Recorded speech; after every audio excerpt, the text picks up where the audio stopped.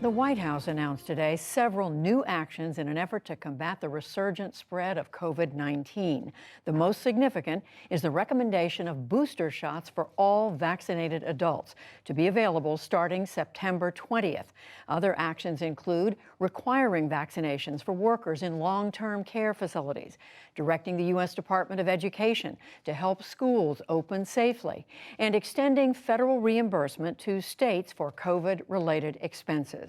The moves come as the U.S. reported more than 1,000 people died from COVID on Tuesday. That's the first time the daily count has been that high since March. It also comes as the Delta variant accounts for more than 98% of the new cases. U.S. Surgeon General Dr. Vivek Murthy is a member of President Biden's COVID task force, and he joins me now.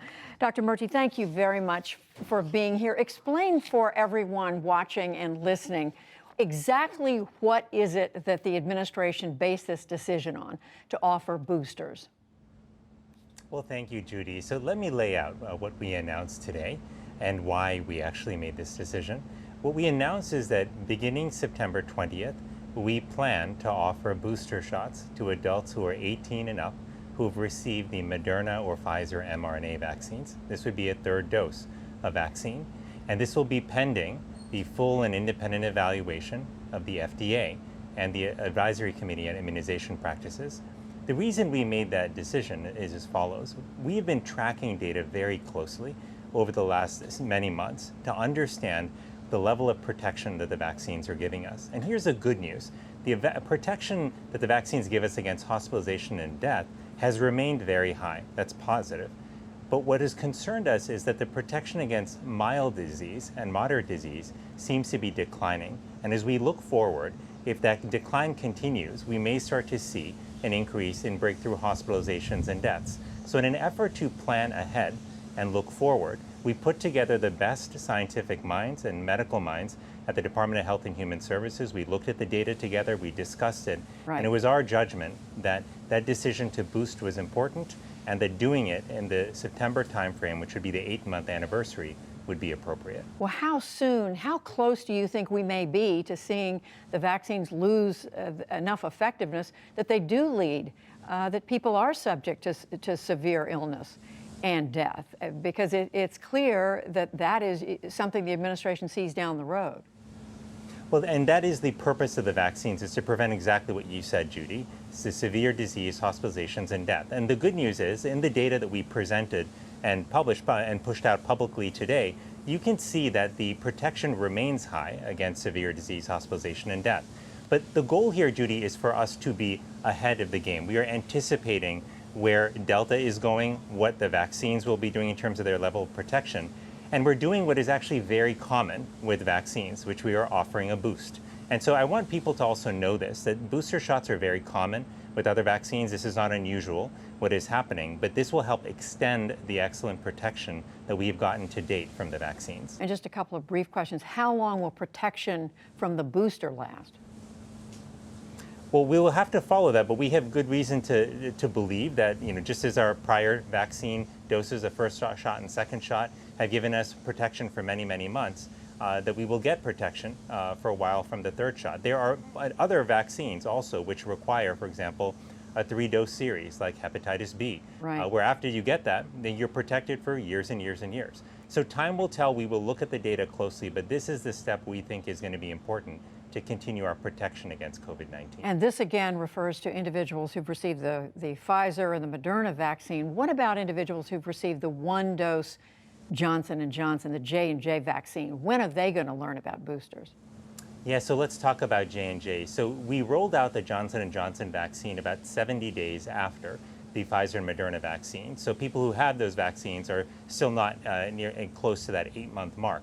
But we do anticipate that J&J recipients will likely need a booster as well. We are anticipating some data coming in from the company about the second doses. We have some studies looking at what are called mixing studies, looking at different combinations of vaccines. And as soon as we get that data and evaluate that, have the FDA do their thorough usual evaluation, we'll be able to make a recommendation on boosters for J&J recipients.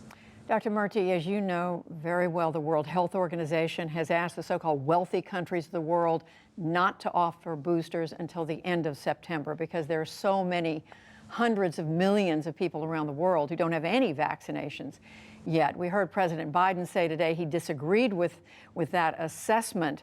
But isn't the U.S., isn't the government, the administration making a choice here, putting American lives ahead of the lives of others? Well, Judy, here's something we're very clear-eyed about. We know that ending this pandemic for America and for the world will require vaccinating Americans and people around the world, the billions of people who need doses of vaccines. But what we also know is that when the data is telling us and suggesting that protection is declining and may actually decline to a point where we're going to see more hospitalizations and deaths, so we have to act. And we've got to act to protect people here, but we also need to continue and accelerate our efforts to vaccinate the world.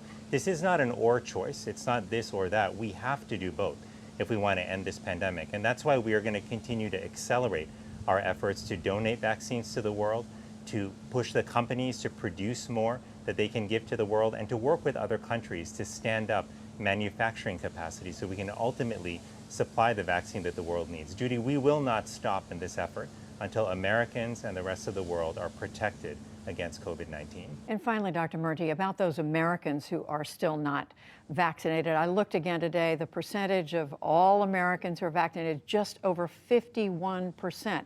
It appears the efforts to get people to get the shot is just not progressing very much. Does the administration have a plan for how you're going to get more people to agree to take the vaccine? Well, Judy, it is absolutely essential that we get folks who are not vaccinated, who have not had a single dose, that we get them to start their vaccine series. We know that the vast majority of people who are hospitalized and who are dying from COVID-19 are those who are unvaccinated.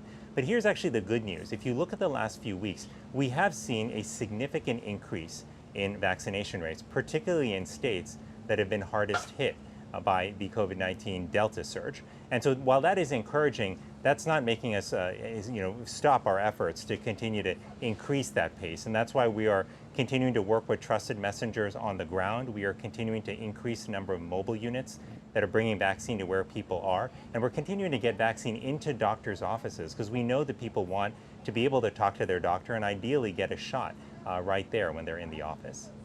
Well, we are watching that along with you, and thank you very much, the U.S. Surgeon General, Dr. Vivek Murty. Thank you. Thank you so much, Judy.